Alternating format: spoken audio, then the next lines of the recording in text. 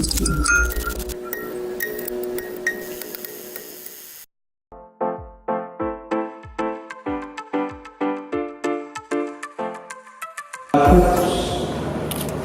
fomba mangarahara no resatsika ka nozany dia lazaiko aminareo ny zavatra marina rehetra ifanaja tanana mirenirena fa ny tombontsoa ambony ny firenena sy ny tsoko ho an'ny vahoaka izay no tsinjovitsokana sy anatitsonytsika avizarazaraina izao no famandrakotsika tsy maintsy mandroso ny faritra rehetrarehetra eto Madagasikara zay famandrakotsika populasion ny fametahana vitanova ny faritra dia ny fametahana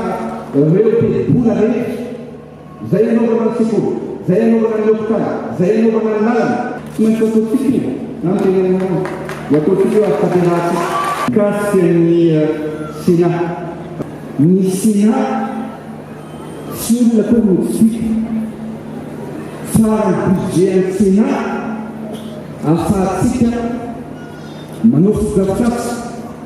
manafika ny faritra rehetrarehetra isanandro